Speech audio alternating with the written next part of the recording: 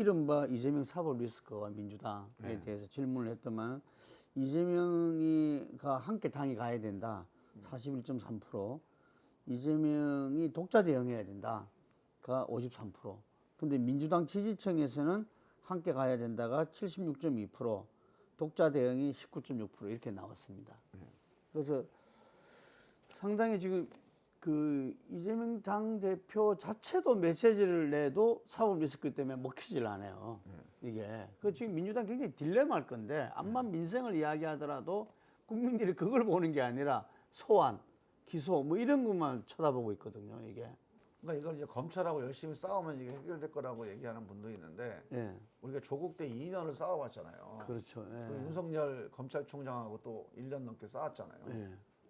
결국은 잘 안 됩니다. 사법 문제는요. 예. 사실관계와 재판에서 결판이 나는 거지 예. 정치적인 목소리 크기로 결판이 안 나요 절대로.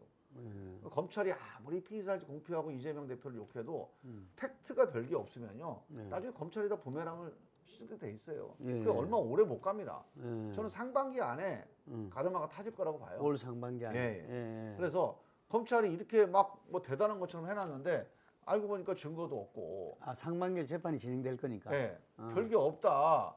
그래 버리면 저는 검찰이 더 이상 이재명 대표 수사 못 한다고 봅니다. 상당히 좀 시간은 상반기 정도는 걸리겠지만. 근데 그 안에 무슨 예를 들어 이재명 대표가 무슨 뭐 문제가 되는 범죄 혐의가 증거로 입증이 됐다. 그럼 또 민주당이 이거 뭐 방탄하겠다 할 수는 없는 거 아닙니까? 그래서 이 문제는 시간 지나면 저는 어느 정도 이제 가닥이 잡힐 거라고 보는데 그 과정에서 민주당이 너무 상처받지 않았으면 좋겠다. 저는 그게 제일 걱정이에요. 지금 현재는 이 스탠스대로 가는 겁니까? 제가 보기에는 저는 늘 그렇게 주장을 하는데요. 사법 문제는요. 이게 당 차원에서 대응을 안 해도 이재명 대표 변호인 혹은 뭐 한두 사람의 의원 정도가 자세히 조사해서 대응을 해도 충분히 전달 가능하고 방어 가능합니다. 투트랙으로 가자는 이야기가 많았죠. 오히려 전당적으로 지도부 동원하고 뭐 국회 의사 일정도 뭔가 그러면 우리 모든 메시지가 다 묻혀버려요. 그러니까, 민생 얘기라든 정치개혁 얘기라든 뭐 예산 얘기라든 저건 방탄이라고 공격하면 국민들이 끄떡끄떡해요. 왜 그걸 합니까? 우리가 사법 대응에 대해서는 철저하게 대응을 하되 뭐 검찰이 무도하게 뭐 오버하거나 하는 건 공격할 수 있죠. 그렇지만 대부분은 우리 당 차원에서 민생과 정치 개혁에 집중하고 그리고 정말 사법적인 문제에 대해서 변호인이라든가 어떤 특별한 뭐 의원들 전문성 있는 의원들이 좀 역할을 맡아서 대응을 하면 충분히 대응이 가능하거든요. 그러면 우리 민주당에 대한 신뢰도 높아지잖아요. 그럼 이재명 대표를 무리하게 수사 못합니다. 지금 민주당의 신뢰도가 이렇게 높지 않은 상태에 우리끼리만 뭉쳐서 벌써 국민들은 50% 이상이 부당하다고 그러고 또 민주당은 70% 이상이 맞다고 그러고 그러면 전체적으로 민주당이 국민 여론으로부터 좀 분리되고 있잖아요. 그러면 민주당의 힘이 없어지는 겁니다. 그러면 우리가 뭐라고 얘기해도 이게 안 먹혀요, 잘. 특히 총선 임박해지잖아요. 이런 식으로 가면 총선이 유리합니까, 안 합니까? 근데 총선이 임박해지면 우리 지지층도 마음이 흔들리게 돼요. 이렇게 되면 총선 어려울 텐데. 그럼 마음이 흔들려도 될 거 아닙니까? 그래서 저는 지금이라도 민생개혁, 정치개혁에 당에서 집중하고 그래야 목소리, 이 메시지 파워가 생겨요. 그리고 사법 대응에 대해서는 변호인과 또 법조 전문가들 딱 그 의원들이 개별적으로 대응해서 효과는 이게 더 전 낫다고 봐요. 제가 예전에 조국 그 사건 때 정말 검찰이 무도하게 수사를 하니까 조국 장관이 잘못한 게 있다. 봉사활동이 좀 뭐 과장됐다. 그건 사실이지만 사모펀드 아니잖아요. 사모펀드로 대선 자금 마련하기로 했다. 이렇게 막 왜곡을 하니까 그거를 매일 아침 나가서 제가 이게 사실이 아니다, 사실이 아니다 이런 얘기를 했어요. 그래서 엄청 뭐 조국 수호대라고 욕도 먹었습니다. 그런데 저는 사실관계 중심으로 얘기했는데 그것만 해도 그게 효과가 있고 먹히더라고요. 그래서 그것 때문에 생각이 달라졌다는 분 되게 많았어요. 근데 정치적으로 대응하는 모습을 보이면 냉정합니다. 아, 사법 문제는? 네. 사법 문제는 사실관계 대응 위주로 가야 됩니다. 정치적 대응으로 가서 목소리 높이고 막 정치적으로 막 함성 지르고 하면요. 오히려 저거는 뭐가 있으니까 저렇게 뭔가 방탄하는 거다. 이렇게 오해를 해버려요. 또 그렇게 공격을 받아버립니다. 지금 투트랙으로 분리 대응하지 않고 있으니까 예를 들자면은 이 당 대표를 내리놔야 되는 거 아니냐, 비대위가 필요한 거 아니냐 이런 이야기도 나올 수밖에 없거든요. 예. 예, 그 부분은 지금은 그 어떤 이 사법적 절차, 재판 결과라든지 이런 게 있기 전까지는 좀 그런 논의는 불필요하다고. 저는 이제 그게 이런 거예요. 크게 두 가지입니다. 하나는 정말 사법적으로 무슨 팩트가 분명한 게 나와서 증거가 나와서 이건 범법이 확실하다. 예. 이렇게 나오면 이재명 대표도 그걸 어떻게 거부할 수 있겠습니까? 그런 게 없는데 그런 게 없는데 검찰이 수사만 가지고 너 내려와라 하기 또 어렵잖아요. 예. 그런 문제가 있고 또 하나는 이제 그런 팩트가 뭐 있어서 문제가 되면 좀 판단하기가 분명해지죠. 그다음에 또 하나는 아예 민심이 완전히 떠나가 버려요. 그래서 도저히 이렇게 하고 선거 못하겠다. 예. 그러면 이재명 대표가 좀 억울하더라도 뭐 좀 못하겠다. 이렇게 되면 또 뭐 어떤 토론이 벌어지겠죠. 근데 아직까지는 이제 그런 상황이 아니니까 예. 예. 그런 상황이 아니니까 그 얘기를 하는 게 큰 어떤 뭐 쟁점이 되지는 않고 있는 거죠. 그래서 저는 이제 예. 이 과정에서 정말 우리가 대응을 잘 해야 된다. 예. 그런 생각이 들고, 하여간 사법적인 어떤 혐의가 뭐 특별하게 있냐 없냐 이거를 한번 이제 우리 국민들이 다 관심 갖고 보는 거 아닙니까? 그게 이제 빨리 결판 나야 돼요. 검찰도 수사 질질 끌 생각하지 말고 없으면 없는 대로 마무리 줘야 됩니다. 이걸 괜히 없는데 어떻게든지 만들어 보려고 시간 끈다고 해서 되질 않아요. 그럼 만약에 뭐가 나온다. 그러면 우리 민주당도 이재명 대표도 뭐가 나오는데 이걸 가지고서 계속 뭐 아니다 하고 해봐야 사실이 제일 중요한 거예요. 그러면 소환 수사 이런 빨리 응해가지고 그 진행을 빨리 해야 되겠네요. 저는 뭐 수사는 뭐 적극적으로 대응하는 게 좋다고 봅니다. 예. 그 지금 아까 수박 논쟁도 말씀하셨잖아요. 그래서 문재인 정부실에도 강성 친문 지지자들 문제도 있었는데 현재는 이른바 개딸로 불리는 이재명 대표의 강성 팬덤층 이게 잘못하면은 뭐 의원들이 발언 잘못하면 막 엄청나게 공격을 받잖아요. 이게 그 당내 민주주의에도 큰 문제다 이런 이야기도 있는데 이건 어떻게 돼야 된다고 보십니까? 그거는 이제 정치 지도자들이 잘 해야죠. 예. 일단 그게 뭐 크게 영향을 미치거나 그 일반 유권자들이 그런 이제 어떤 언어 폭력, 저는 뭐 개딸이냐 뭐 문팬이냐 이런 세력이 문제라고 보지는 않아요. 그건 열성 지지층이 뭐 있을 수 있는 거죠. 예. 근데 그게 뭐 어디서 나오는 건지는 특정할 수 없지나 개딸 전체가 그러는 게 아니에요. 뭐 친문 전체가 그러는 게 아닙니다. 그 중에 일부 폭력 세력이 있어요. 그러니까 폭력적인 언어, 폭력적인 어떤 공격, 뭐 욕설, 뭐 저주, 조롱, 뭐 좌표찍기, 뭐 수박론, 색깔론 이런 것들의 이런 언어 폭력을 행사하는 이 행태, 이거는 그만해야 되고 이거에 동조하는 의원이 있다. 그런 거 민주주의에서 탈선하는 겁니다. 민주주의는 이런 색깔론과 언어 폭력과 전혀 관계가 없어요. 오히려 그건 민주주의로부터 완전한 탈선이에요. 자, 수박론 이게 뭡니까? 옛날에 생각이 다르면 너 빨갱이야 하고 몰아붙여서 쫓아내는 거 아니에요. 사회주의 독재에서는 너 반동이야 하고 미제 앞잡이 하고 쫓아내잖아요. 이게 독재자들이 하던 수법이에요. 딱 낙인 찍어서 쫓아내는 거. 그 이러려면 가짜 뉴스, 음모론, 과장 이런 게 다 동원됩니다.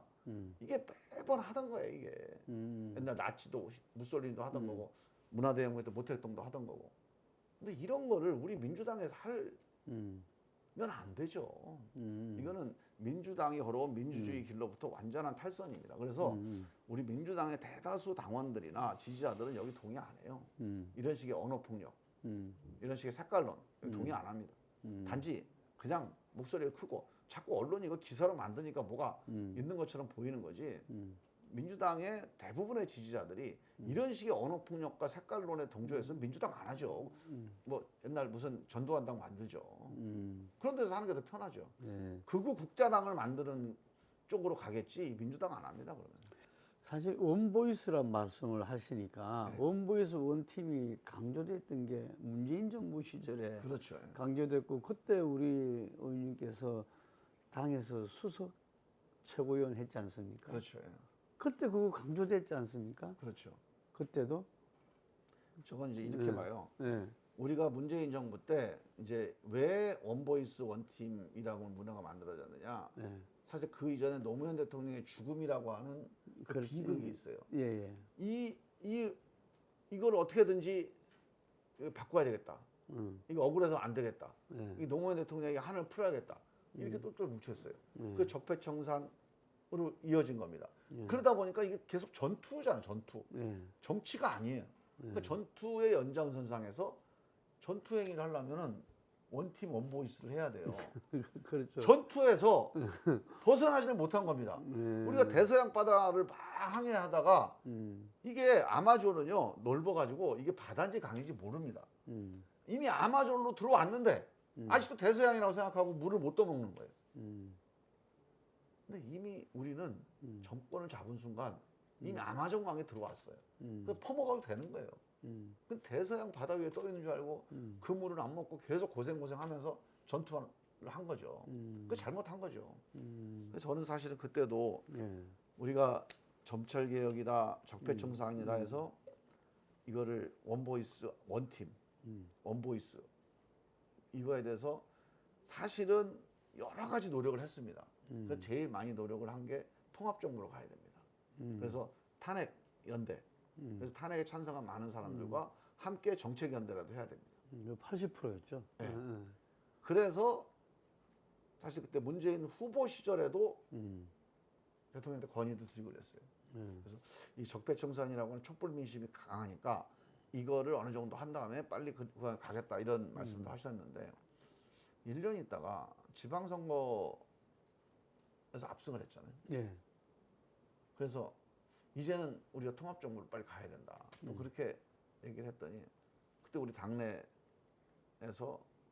주류 아니면 뭐 청와대 주요 인사들이 그렇게 얘기를 하더라고요. 야, 국민들이 지금까지 잘하니까 이렇게 찍어준 거 아니냐. 압승을 했다는 거는 지금까지 잘했다는 건데 이 잘하는 대로 해야지 뭘 바꾸냐. 그냥 이대로 가자. 그래갖고 이 단독 정부 또는 뭐